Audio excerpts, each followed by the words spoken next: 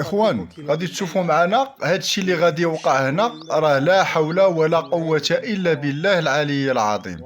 كما كتشوفوا معنا هاد القطيع اللي هو ديال الابقار، وشوفوا معنا هاد الناس الاخوان اللي كيبززوا على هاد الابقار هادو باش ينزلوا في هاد النهر.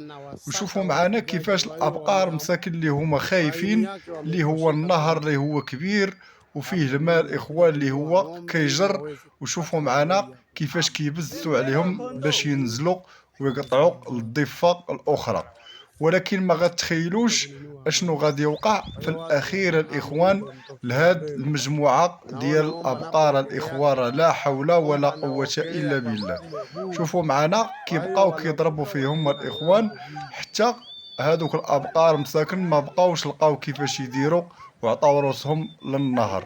وشوفوا معنا الطريقه كيفاش كيقطعوا الضفه الاخرى هاد الابقار هادو. ولكن المفاجاه كاينه في الاخير. شوفوا معنا الابقار اللي هي كبيره الاخوان مشات وتتعرف تعوم. وشوفوا معنا هاد خونا كيفاش لاح هذاك العجل اللي هو صغير الاخوان ومازال ما عندوش تجربه ومازال ما كيعرفش يعوم. وشوفوا كيفاش لاحوا الاخوان في هذا النهر، لا حول ولا قوه الا بالله.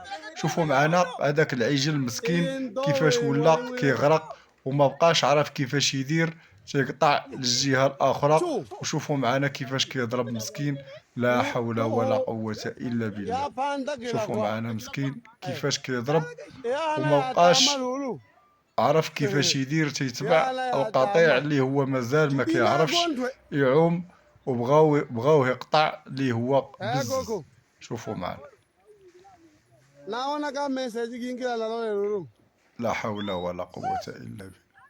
هذيك البقرة هي والعجل ديالها. شوفوا معنا الاخوان راه هادشي راه بزاف، لا حول ولا قوة الا بالله.